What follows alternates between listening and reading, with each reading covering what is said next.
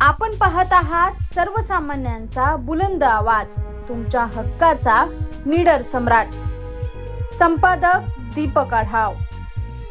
सिंहस्थ कुंभमेळ्याच्या कामांची कोट्यवधी रुपयांची कंत्राटे मिळवून देण्याचे आमिष दाखवत बनावट कार्यारंभ आदेश तयार करून तब्बल 3,45,00,000 रुपयांची फसवणूक केल्याप्रकरणी नाशिक पोलिसांनी तपासाची व्याप्ती वाढवली. या प्रकरणात जळगाव जिल्ह्यातील जामनेरमध्ये पोलिसांनी मोठी शोध मोहीम राबवत आणखी संशयितांना ताब्यात घेतले.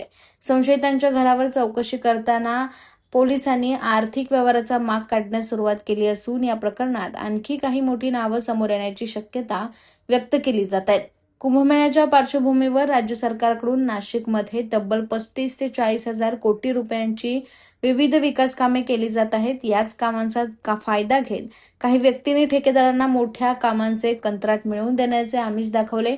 त्यासाठी कुंभमेळा प्राधिकरणाच्या नावाने बनावट कार्यारंभ आदेश तयार करण्यात आले. प्लंबिंग, जेवण पाणी, हाऊसकीपिंग तसेच सोलार कामाच्या नावाने हे बनावट आदेश तयार करण्यात आल्याचे तपासात समोर आले आहे. या प्रकरणात तब्बल 591 कोटी रुपयांच्या 5 कामांचे बनावट कार्यारंभ आदेश तयार करण्यात आल्याचा आरोप आहे. या बनावट कागदपत्रांच्या आधारे संबंधितांकडून पैसे उकळण्यात आले. आतापर्यंत या प्रकरणात तब्बल 3,45,00,000 रुपयांची फसवणूक झाल्याची माहिती समोर आली आहे. विशेष म्हणजे या बनावट कागदपत्रांवर विभागीय आयुक्त डॉक्टर प्रवीण गेडाम यांच्या डिजिटल सहीचा गैरवापर झाल्याचेही तपासात पुढे आले आहे. कुंभमेळा प्राधिकरणाच्या वरिष्ठ अधिकाऱ्यांच्या नावाचा आणि सहीचा वापर करून बनावट कागदपत्रांना अधिकृत स्वरूप देण्याचा प्रयत्न करण्यात आलाय.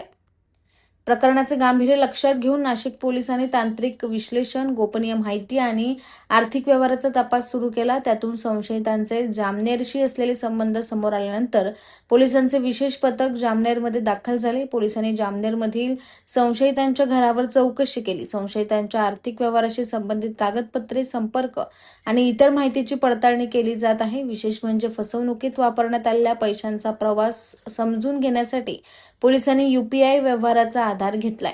या प्रकरणात शोएब शेख, तनय महाजन आणि नरेंद्र महाजन हे पोलिसांच्या ताब्यात असून त्यांची चौकशी सुरू आहे. यापूर्वी तांत्रिक तपासाच्या आधारे तनय महाजन आणि नरेंद्र महाजन यांना जामनेर येथून अटक करण्यात आली होती. तनय महाजन हा मंत्री गिरीश महाजन यांचा दूरचा नातेवाईक असल्याची माहिती समोर आल्यानंतर या प्रकरणाला राजकीय चर्चेचेही स्वरूप आलंय. मात्र या प्रकरणात कोणाचीही हयगय केली जाणार नसल्याचे गिरीश महाजन यांनी स्पष्ट केलंय.